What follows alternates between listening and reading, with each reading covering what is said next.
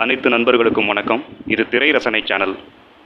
90s காலகட்டம் சினிமாவுக்கும் ரசிகர்களுக்கும் ஒரு பொற்காலம். இந்த வீடியோவை சூப்பர் ஸ்டார் கிட்ட இருந்தே ஆரம்பிச்சிடலாம். ஒரு பெரிய ஹீரோவோட படத்தை ரசிகர் பட்டாளத்தோடு பார்க்குறதுங்கிறது ஒரு செம்ம ஜாலியான அனுபவம்.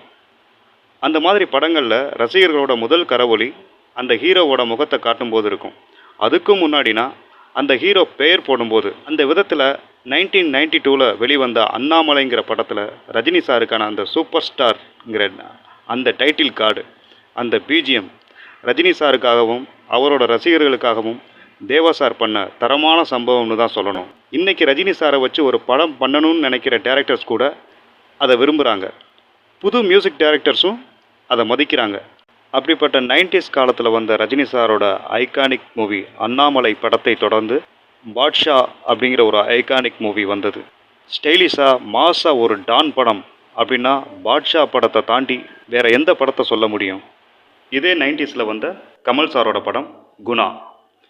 இன்றைக்கி தமிழ் ரசிகர்களும் மலையாள ரசிகர்களும் இணைந்து கொண்டாடிய மஞ்சுமல் பாய்ஸ் அப்படிங்கிற ஒரு படம். அப்படிப்பட்ட ஒரு லொக்கேஷன், த்ரில்லிங்கான எக்ஸ்பீரியன்ஸ் அத்தனைக்கு முன்னோடியாக இருந்த குணா திரைப்படம்.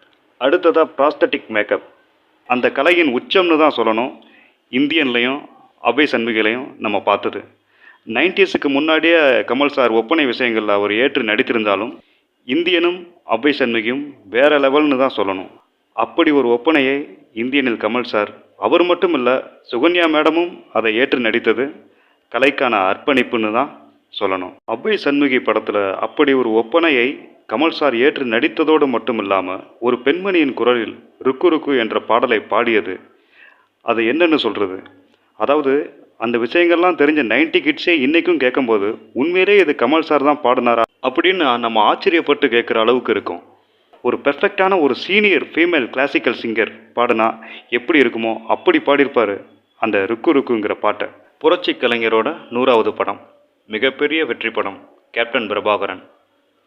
ஒரு கம்பீரமான போலீஸ் அதிகாரியாக ஒரு ஹீரோ எப்படி இருக்கணுமோ அப்படி இருப்பார் விஜயகாந்த் சார். ஒரு பயங்கரமான வில்லன் எப்படி இருக்கணுமோ அப்படி இருப்பார் அந்த படத்தோட வில்லன் மன்சூர் அலிகான் சார். அப்படிப்பட்ட ஹீரோவுக்கும் வில்லனுக்கும் நடக்கிற யுத்தம் எப்படி இருக்கணுமோ அப்படி ஒரு பயங்கரமான படமாக இருந்தது கேப்டன் பிரபாகரன் படம். அதுலேயும் விஜயகாந்த் சார் அந்த ட்ரெயினில் சத்தியமங்கலம் காட்டுக்குள்ளே வரும்போது அந்த படத்தோட ரேஞ்ச் என்னன்னு வெறும் வார்த்தைகளால் சொல்லவே முடியாது. பார்த்து பிரமிக்க வைக்கும் காட்சி அது. இதையெல்லாம் நாம் அனுபவித்தது இந்த 90s காலகட்டத்தில் தான். இந்த 90s காலத்தில் அவர் நடித்த படங்களில் அவர் பேசாத அரசியலே இல்லைன்னு தான் சொல்லணும். இன்னும் அரசியல் படங்கள் சொல்லணும்னா மணிவண்ணன் சத்யராஜ் இணைந்த அமைதிப்படை, ஷங்கர் அர்ஜுன் இணைந்த முதல்வன், இது எல்லாமே 90s தனி பெரும்பான்மையாக திரையில் ஆட்சி செய்த படங்கள். அப்படியெல்லாம் பல ஆச்சரியங்களை வெள்ளித்திரைக்கு அள்ளி கொடுத்தது இந்த 90s காலகட்டம். வடிவேலு சார், காமெடினா வடிவேலு சார், வடிவேலு சார்னா காமெடி.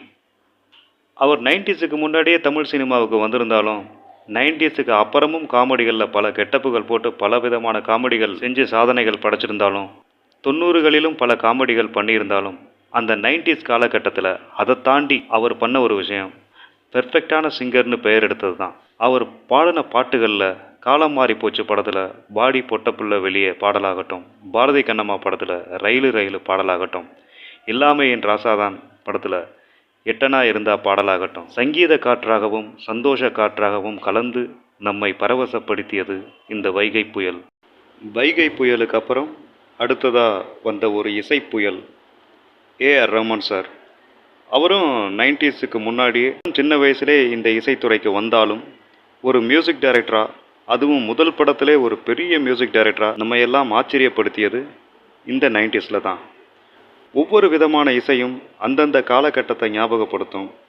அது போன்ற இசை பாடல்களை கேட்கும்போது இப்போதும் சுகமாக இருக்கும், மலரும் நினைவுகளை தூண்டும்.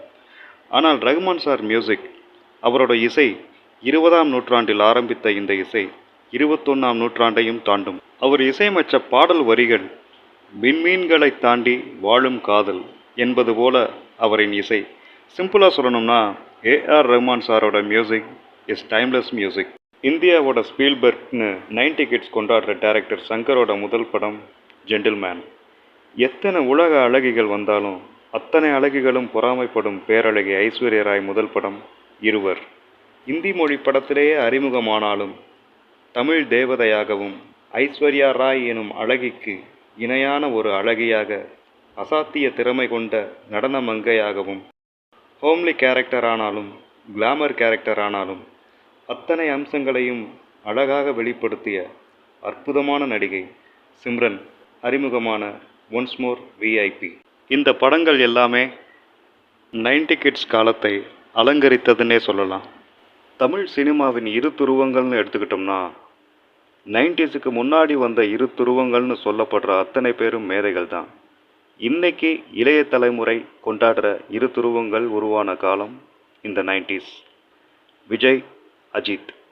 ஒவ்வொரு காலகட்டத்திலும் இரு துருவங்கள்னு பார்க்கும்போது கிட்டத்தட்ட 20 வருட கால அளவில் அடுத்த தலைமுறை அறிமுகமாகி இரு துருவங்கள் என்ற இடத்திற்கு வந்து பெருமை சேர்க்கும்.